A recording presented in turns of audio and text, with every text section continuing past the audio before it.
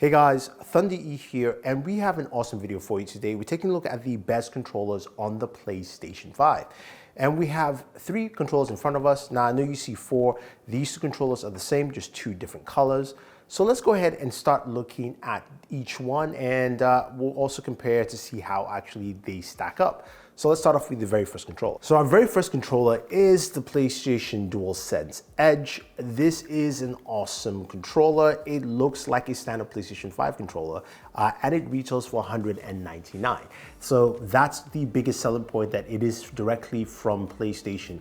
Does come with this hard shell carrying case that opens up and houses a long braided cable for your use. So if you need that, and you've got a ton of attachments. You've got, of course, different thumbstick heads, you've got different style paddles, and you also have a cable lock to lock your cable in tournament situations. And you can charge the case, you can charge through the case whenever you want to with a flap here at the back.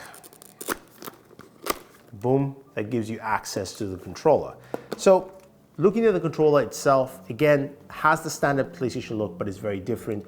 You can see the etching of the PlayStation, of course, symbols there on the trackpad. The buttons and the D-pad are all colored black. They are not swappable in any form or fashion. And you do have different colors in terms of color scheme. Now, you can see here with the thumbsticks, sorry, you can see here with the shoulder pads as well as also the triggers, there is a different design element, USB Type-C.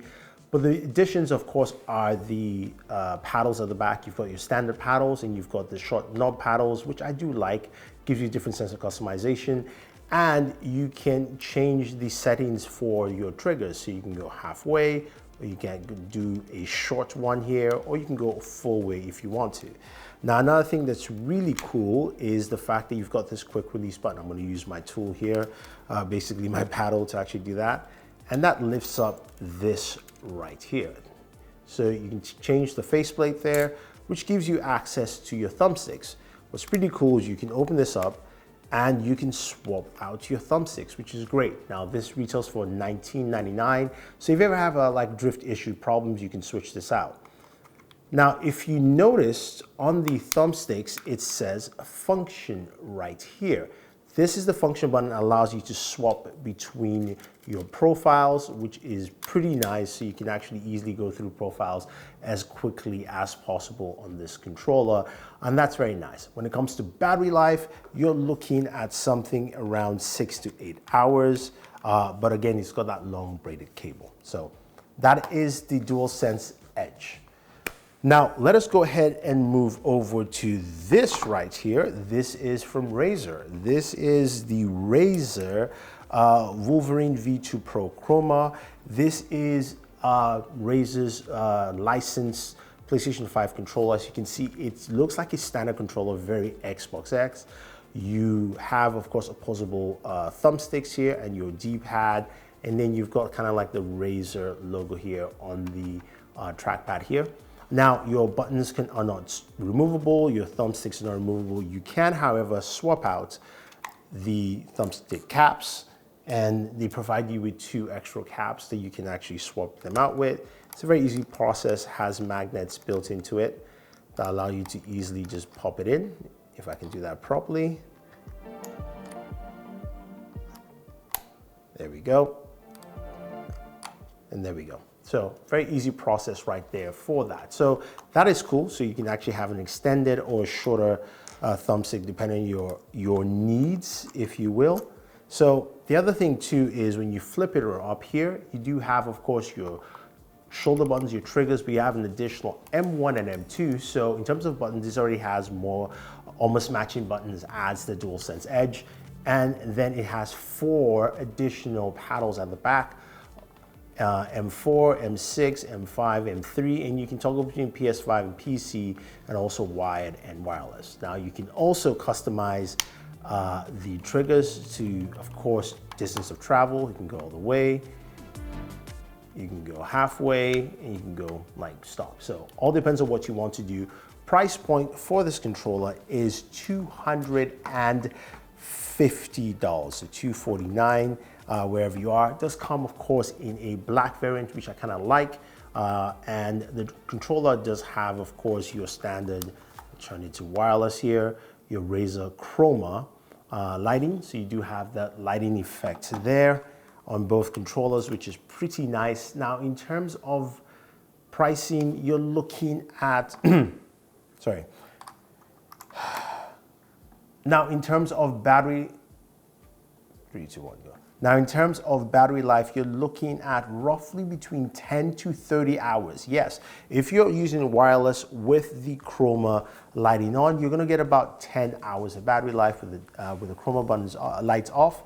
Your battery life increases closer to 30 hours. So all depends on your look. But again, $250, so you have to kind of make that decision there with this controller. The other thing with this controller, that it is customizable in terms of your layouts with the Razer Chroma app found in either Android or iOS, which is pretty nice. So it allows you to easily go in and change some of the functionalities on the controller off the bat. And with the Razer controllers, they also have USB dongles for connectivity to the PlayStation, as well as a rather short cable for you to charge. So if you're trying to sit close to the controller, having this wire, this would probably not be the best option, or you just have to use a longer cord. And our final controller is the Victrix BFG. Now the BFG is the cheapest of all controllers, priced at $179, and one we have covered extensively on this channel. It does come with a hard shell case. This one has a fabric cover to it, and does have quite a lengthy cable that is also colored to match Victrix colors. So you've got purple cables, which is nice, braided cables as well. Now, when it comes to customization, I think this probably is the most customizable of all the controllers. But take a look in it. You've got, of course, rubberized grips, giving for more comfortable feel. In terms of look, it reminds me of an Xbox controller, which is more of my preference. But again, depends on what you're looking for. You do see the screws on either side of the controller, allowing you to customize those, which we'll take a look in a second. But the D-pad can be swapped out immediately. You can swap it out for any of the D-pad configurations that you have. And you're provided with 3 D-pad configurations here, which is nice. You do have your trackpad and buttons around. And then you do have, of course, your shoulder buttons and your triggers. There is a button here to toggle in between PC, PS4, and PS5. That is just right next to the USB Type-C port. So this will work for your older consoles as well as PC. And you do have, of course, sensitivity levels to those triggers, so you can customize it so it's longer or shorter, all depending on what you're trying to do. So you have that feel there. Now, you also have 4 paddles that are built into the controller, 1, 2, 3, 4, and you have this button right below, which shows you a switch between wireless and wired. Now this here is your profile button, and this button also, in conjunction with your main button here, allows you to go into tournament mode, which means once you press and hold, it will turn red, and once it turns red, it means it is locked into tournament mode, and then you don't have to, your face buttons actually cannot be interfered with. Then you have to kind of press and hold those 2 buttons again to get out of tournament mode, and you are good to go. So you get the idea there with the controller. Now, what about the customization for this controller? This is where you have all the tools that you find in here. So you do have, of course, this ring to give you 8 hexagonal points if you're looking for something more precise. And there is a fight pad as well, which is very nice. And then you do have the tool. So in terms of quickly swapping, this is not as fast as, say, the PlayStation controller, which allows you to quickly swap as soon as possible. But once you take the screws off, you can see how quick it actually would take me while we're here to swap out the controllers. Now, you can also swap this into a PlayStation style configuration. So you flip that up, drop it down, and boom, I now have my controller like a standard PlayStation controller. So for those who are looking for that PlayStation configuration, you can actually go ahead and do that. It's pretty easy and it's very fast. Done. Now, if you're looking for a fight pad for people who like fighting games, this I think is probably one of the better controllers out there, giving you that customization to switch out of the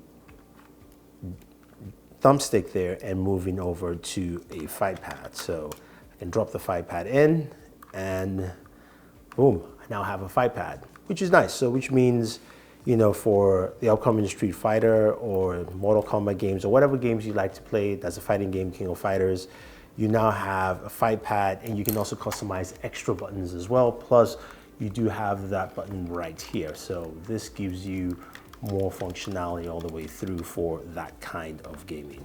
Now you can of course swap out the thumbstick caps, whichever size you're looking for. So if you want something shorter or longer, in this case I might want something longer with my fight stick, I can do that.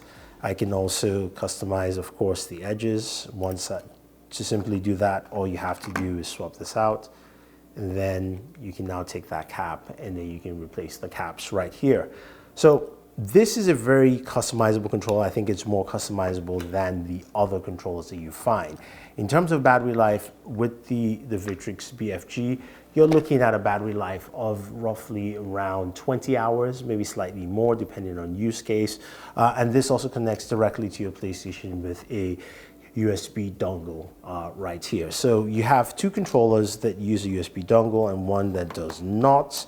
And when it comes to usability, for me, I really like the Victrix BFG. I think this is probably my favorite controller, especially with the fight pad inclusion there. It just makes it just more customizable. And also, it's the lightest controller out of all three. When it comes to battery life, I think that of course goes to the Razer Wolverine V2 Pro. Especially if you turn off the Chroma lights, you can get close to 30 hours of battery life. For more of a PlayStation feel, that's of course the PlayStation DualSense controller. Gives you that very authentic PlayStation feel altogether. For me, my favorite controller is the Victrix BFG. I like the functionality. The battery life is kind of in the middle of all three.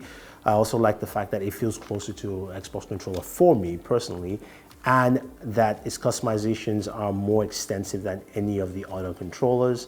And I do have, of course, the fight pad, so that adds a lot to it there.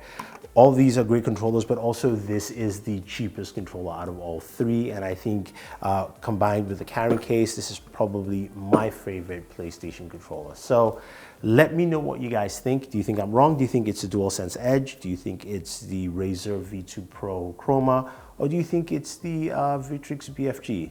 Leave your thoughts down below, and always enjoy your entertainment.